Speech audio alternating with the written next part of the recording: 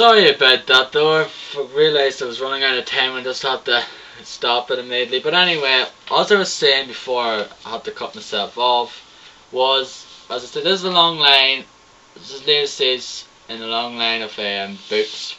So it's just the 7th one, or 8th if you're counting the sort of compilation one that was released of the first 3 and an unpublished one. And it says, follows this person known as Agent Mole, and it's basically a fictional character created by someone known as Sue Tyneside. And it started back in 1982, which chronicled his life in 1981. He was 13 3/4 back then. Hence, the first one was known as Secret Diary of Agent Mole, age 13 3/4. And this now chronicles his time for like a diary format from 2007 to 2008, and basically like actually was introduced to Agent Mode 12 years ago by like old friend of mine. He gave me as a gift though the Agent Mode for Mine and Major was the compilation book, and I didn't know, I never heard of Agent Mode before then, but I read it and diary for, and I found it to be very enjoyable to read. Just parts of it just funny though, and just some of the things that he says, and just thinks like sometimes he just feels like he should get more than he deserves. He should be the best person ever. It's just he's a bit up his own arse, just because the fact is he don't think it's fair that these other people are getting these things that he should be getting and things like that now.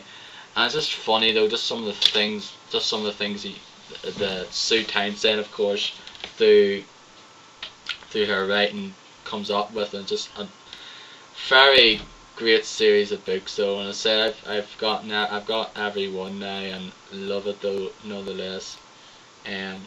People in UK would know who I'm talking about anyway. Perhaps some people in the US elsewhere might know, because you never know. That's pretty much all I got now. Also got like this Callum Best thing, which is basically aftershave set, so it is. It's like a shower gel and thing, and eau de toilette, just basically aftershave thing.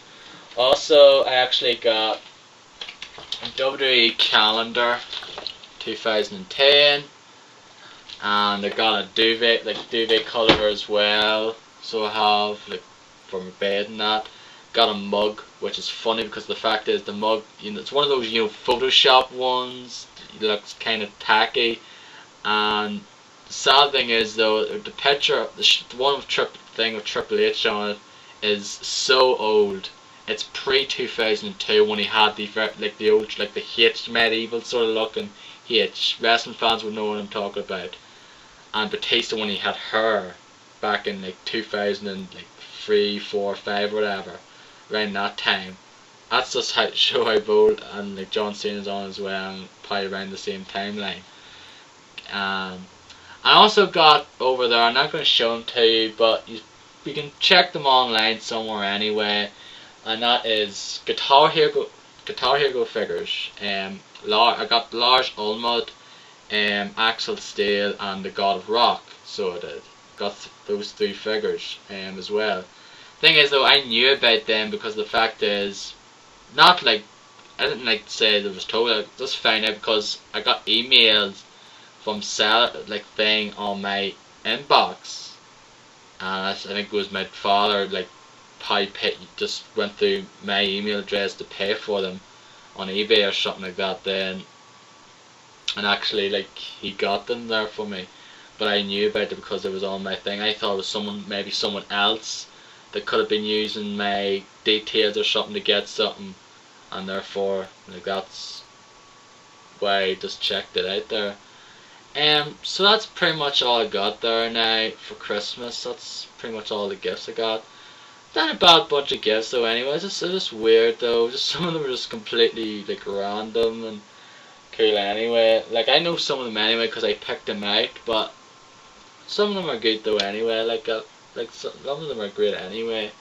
I'm grateful for them. It's not like I want this and that now. It's not like I'm looking for it. And besides, though, can't really ask for something like an iPhone or anything like that, because the thing is, my mother can't afford it now anyway, just because the fact is we're in like a bit of a recession, and I wouldn't even go dare ask her for anything like that now. But anyway, let's get going back here. I'm just going to show you what I got today now. I got 3 things. I got Guitar Hero World Tour for £8 in HMV, which I was just, even though I seen it before, like I seen the set list, I was like, I'm not getting this. I seen it for £20 sometimes, and I was thinking of getting it, but I never did. But I've seen it for £8, and I was like, why not? Like I just said, I'll just get it now anyway. It's £8. It's on sale. Might as well.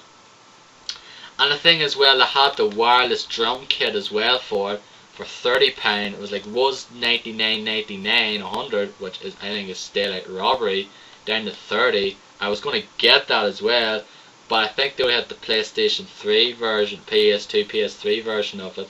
Couldn't find the Xbox one. I don't know if it's available separately as well or whatever, but I didn't get that. I would have gotten it was the 360 version, no doubt. Would have gotten it as well. Tales of Symphonia Dawn of the New World, which is the sequel to the GameCube game from back in 2004, Tales of Symphonia, which I've got, but I've never played through entirely. But I probably will play through them as well, because the fact is, I played Tales of Vesperia this year and loved that game. One of my favourite games of this year. It came out this year here, hence I'm counting it this year, so don't go on about it. I know this one didn't really get great reviews now, it's a pretty thing, but I don't care. I don't go with reviews though most of the time. Some of them tend to be, I feel, they're pretty biased. GTA, for example, GTA 4, I feel is the most overrated game that came out over the past several years. Getting 10s and high 9s. It don't deserve 10s. And finally, I got this, which of course is the Wii Zapper, and this because it comes with the game. Because wanted to get this here after getting Heist the Dead, Overkill, and Dead Space Extraction there, which I showed you guys recently. Got them like a few weeks ago, and I wanted to get this here so I can basically be able to play it more, but just basically make it more comfortable for me to play it, and then so it would at the end of the day. And that is pretty much all I have to show you now. That's pretty much my sort of all my gifts what I got this Christmas season. As far as what my games of 2009 videos are going to start, they're going to start sometime in January now, because as I said, I don't want to start now, but I will do them now. I'll make sure I'll do them. I do have like a sort of good a bit of a lengthy period of coming up in January, so I'll probably work on it then. So well, as I said, I'm going to have 10 games. There's going to be a video for each game, just basically 7 minutes or something, me talking about the game and why I liked it and things like that. And then at the end, I'm going to have like a final video showing like what my game of the year is. I know people having their game of the year ones already out now. GameSpot had theirs, and I give it the Demon Souls, which I had a feeling it was going to get after it beat after Uncharted won the best PS3 game. I had a feeling then it was going to win, and I'm actually glad to see it though, because I'm actually glad to see something like that win a game of the year though, because it'd be basically away from sort of the norm where most people go for Modern Warfare 2 or Uncharted 2, like something like that now, whereas something like Demon Souls, which is a game basically is not for everyone now, comes and wins it. And I'm not saying I hate Demon Souls. I think it's a great game. It's quite challenging. It's just a hard, but sort of hard in a good way, not in a bad way like Ninja Gaiden 2, which, oh god, don't get me started with that game. But anyway, I'm born you long enough here, so I'll see you guys next year. Hope you had a great Christmas.